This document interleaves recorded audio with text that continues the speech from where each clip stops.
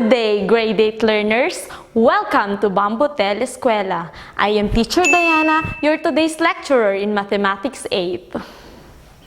Before we begin, make sure that you are in a comfortable place and can clearly hear me in your radio or see me on your screen. Have you taken your snacks? It's very important that your stomach is full and your body is in a good condition so your mind will be alert and ready to listen and understand the lesson that we're going to discuss today. At this point, please get your module in Mathematics 8 and turn it to page 6, where you can find the lesson titled Simplifying Rational Algebraic Expressions. I repeat, our lesson for today is all about simplifying rational algebraic expressions. Let's start! Our lesson for today is all about simplifying rational algebraic expressions. At the end of the lesson, you are expected to determine if the given algebraic expression is in simplest form, express rational algebraic expressions in simplest form, and appreciate the application of rational algebraic expression in real-life situations. Recall that a rational number is a number that can be written as one integer divided by another integer, such as 1 divided by 2 or 1/2. We usually use the word fraction to mean 1/2. This idea can be extended to algebraic expression. A rational expression is a polynomial divided by another polynomial, such as the quantity x plus 1 divided by the quantity 2x plus 3, or x plus 1 over 2x plus 3. In your previous grade level, you learned the concept of similar fractions, equivalent fractions, and simplifying fractions. For example, you know that a fraction 15 over 20 is equivalent to 3/4 and can be simplified in the following manner. If we simplify 15 over 20, GCF of 15 and 20 is 5. Then, write the fraction in factored form with the GCF. We get 3 times 5 over 4 times 5. Cancel the GCF, and then we will have the lowest term of the fraction. Thus, 15 over 20 is equal to 3/4. Let us review your knowledge on reducing fractions to their simplest form. Let's match each of the given fractions in column A to its simplest form in column B. Number 1, 7 over 28. Its simplest form is 1/4. So the answer is letter E. Number 2, 2/4. Its simplest form is 1/2. So the answer is found on letter A.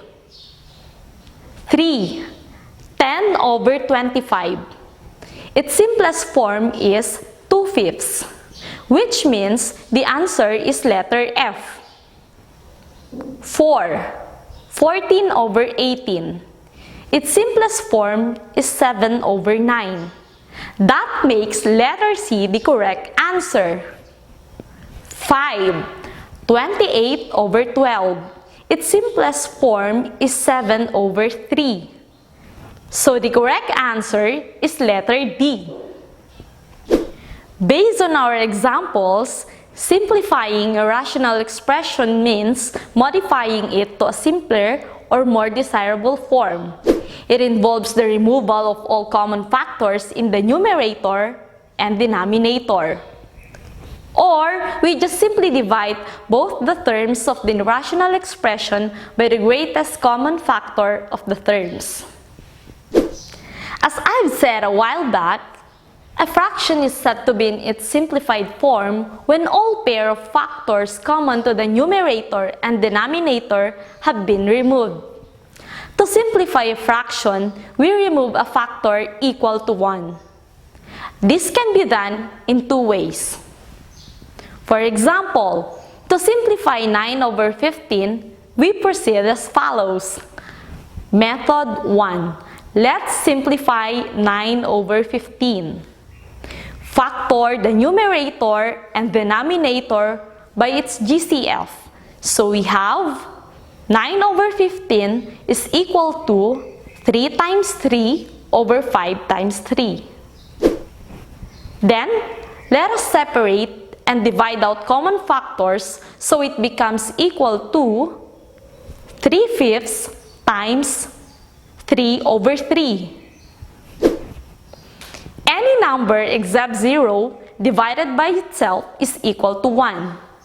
So, it's equal to 3/5 times 1, and by identity property of multiplication, 9 over 15 is equal to 3/5.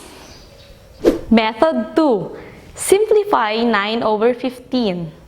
Factor the numerator and denominator. We write the fraction in factored form with the GCF. We get 9 over 15 is equal to 3 times 3 over 5 times 3. Let's divide out common factors. So it's equal to 3 over 5 times 1 over 1.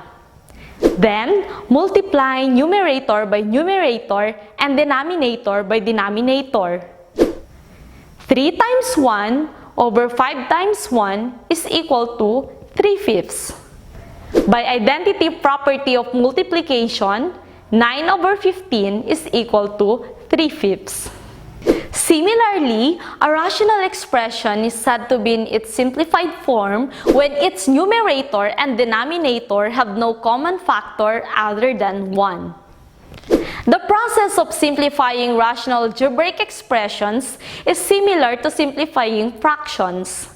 That is, we write the rational algebraic expressions so that the numerator and denominator have no common factors other than 1.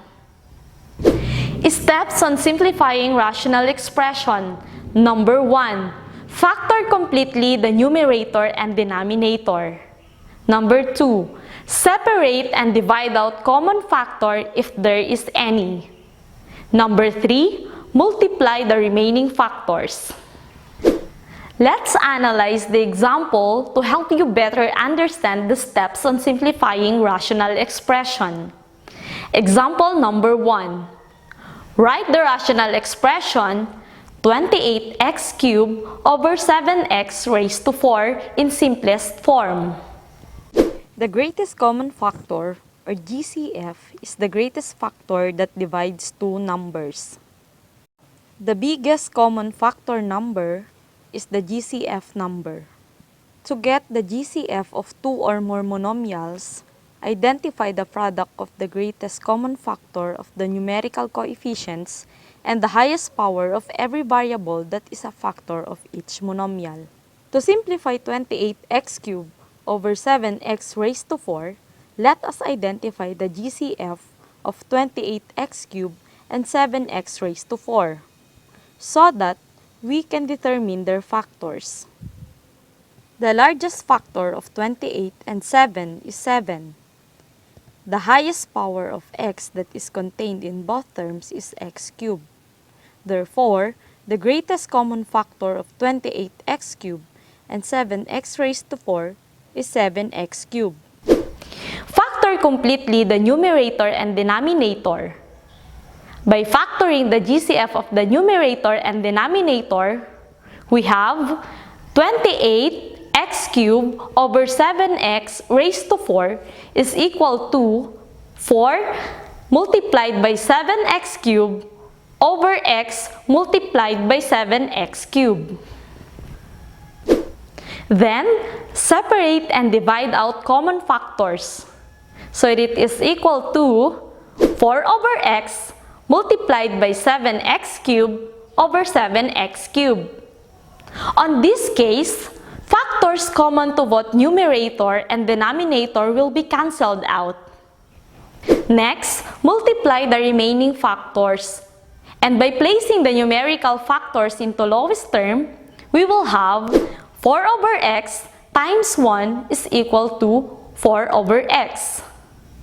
Thus, 4 over x is the simplest form of 28x cubed over 7x raised to 4. Remember, once the numerator and denominator do not have any common factors, we now get the simplest form of the rational expression. Example 2. Write the rational expression 3x minus 12 over 5x minus 20 in simplest form. Based on the example, 3x minus 12 all over 5x minus 20, the factor of 3x minus 12 is 3 multiplied by x minus 4. And the factor of 5x minus 20 is 5 multiplied by x minus 4. Factor completely the numerator and denominator.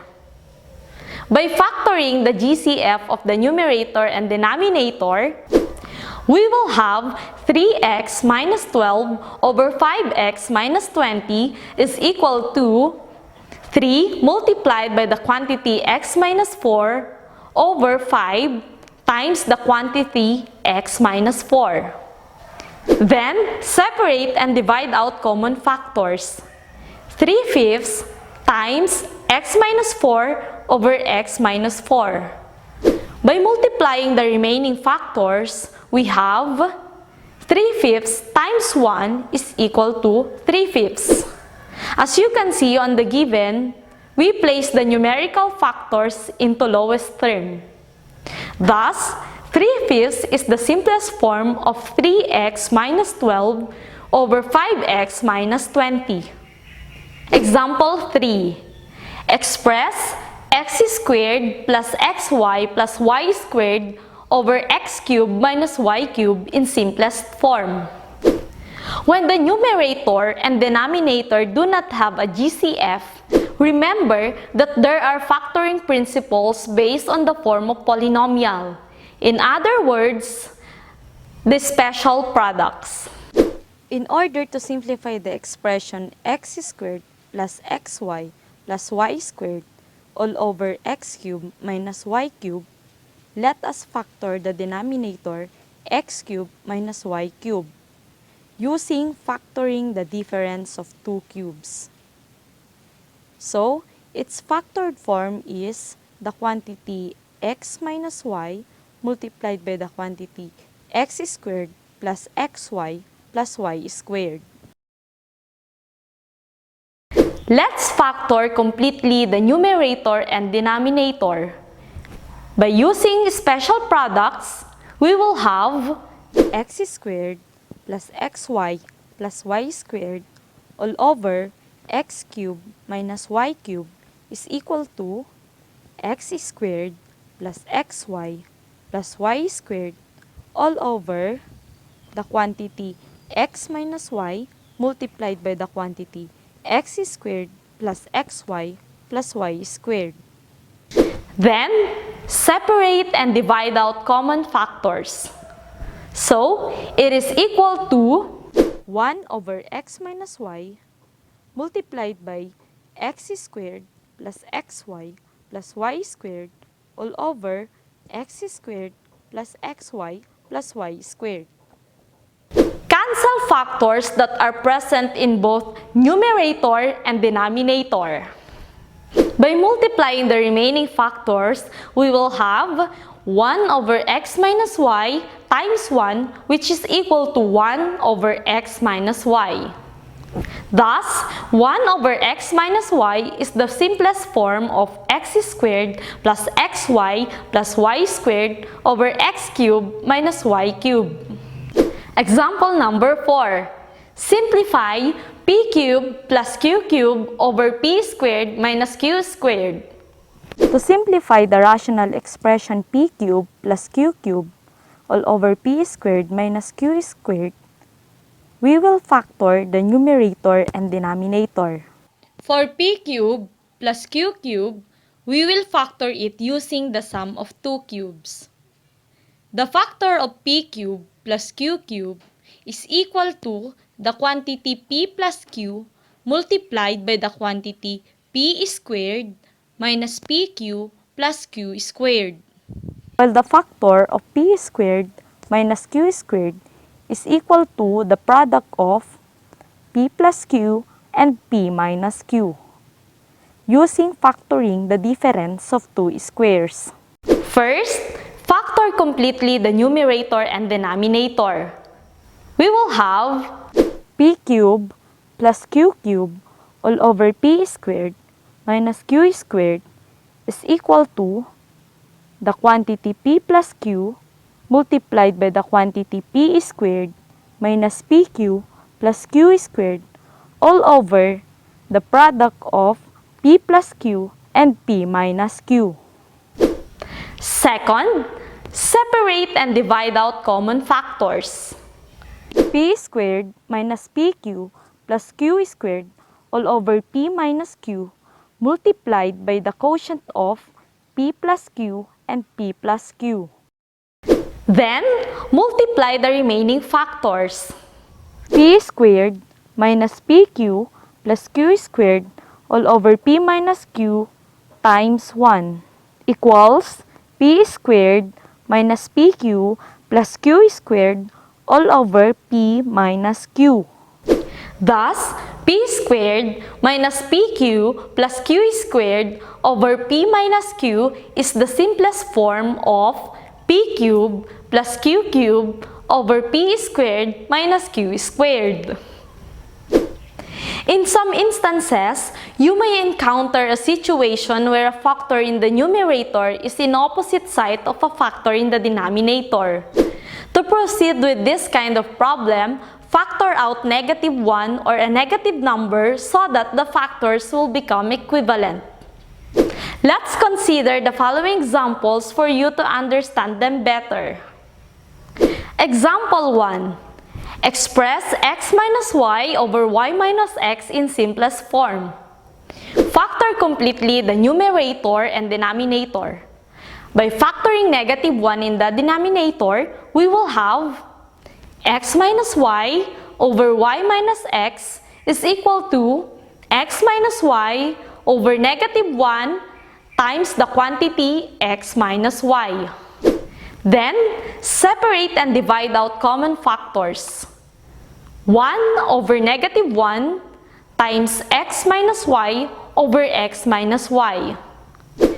By multiplying the remaining factors, we will arrive at 1 over -1 times 1, which is equal to -1.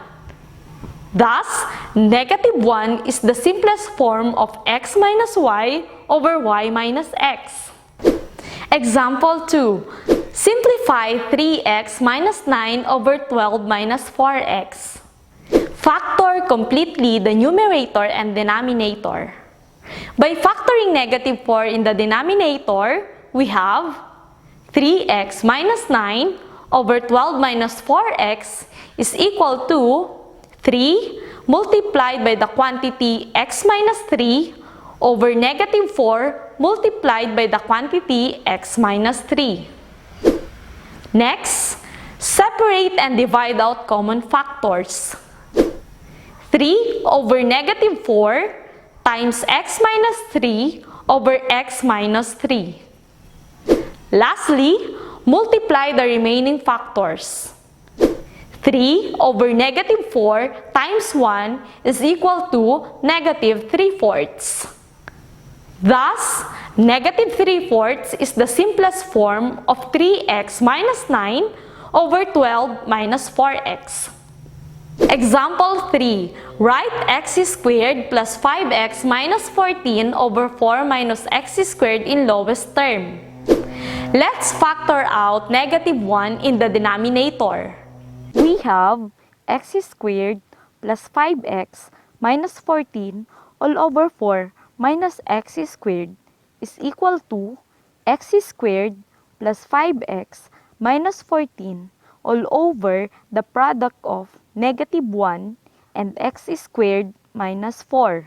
The factor of x squared plus 5x minus 14 is the product of x minus 2 and x plus 7. Factoring by quadratic trinomial. The factor of x squared minus 4 is the product of x plus 2 and x minus 2, factoring the difference of two squares. Then, factor completely the numerator and denominator. On this case, we will use special products. We have The product of x minus 2 and x plus 7 all over negative 1 times the product of x minus 2 and x plus 2. next, separate and divide out common factors. It is equal to X plus 7 all over negative 1 multiplied by the quantity x plus 2 multiplied by the quotient of x minus 2 and x minus 2.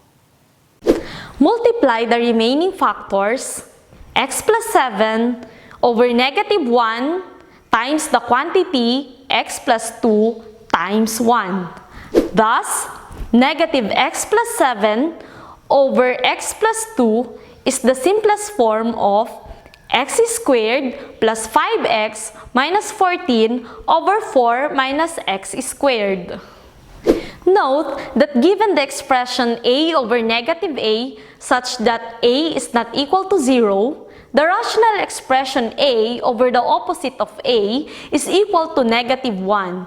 That is, a over negative a is equal to negative 1. Let's try to apply rational algebraic expression in real-life situation by considering this example.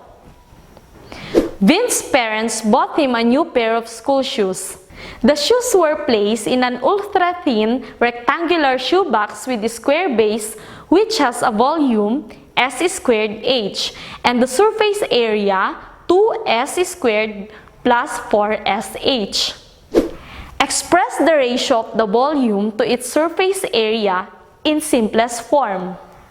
Let's write the ratio of the volume and surface area. Volume over surface area is equal to s squared h over 2s squared plus 4sh.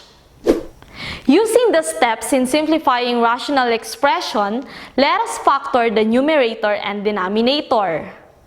We have s squared h over 2s squared plus 4sh is equal to s multiplied by the quantity sh all over s multiplied by the sum of 2s and 4h. Next, separate and divide out common factors. S over s multiplied by sh over the sum of 2s and 4h. Then, multiply remaining factors. 1 times sh over the sum of 2s and 4h equals sh over the sum of 2s and 4h. Therefore, the ratio of the volume to its surface area in simplest form is sh over the sum of 2s and 4h. This is just one of the applications of rational algebraic expression in real-life situations. So, I hope you understood the example and steps on simplifying rational algebraic expression. To further develop your understanding about simplifying rational algebraic expressions, answer the activities on your module. I hope that you understood our lesson for today. For questions or clarifications, you can text or call your teachers, or you can message them through your group chat, Messenger, or Facebook if available. Be sure to finish all the activities on your module and submit your output on the scheduled time. One lesson was done today. Be sure to tune in on our School on Air every day during its scheduled time at DWND-FM 88.5 kHz or watch on CMD Cable Television or on Kawayan City Division Facebook Live. Once again, this is Diana A. Sales, your teacher in Mathematics 8. Always remember what Stan Gather, a mathematician, once said. The essence of mathematics is not to make simple things complicated, but to make complicated things simple. Have a great day and stay safe, everyone!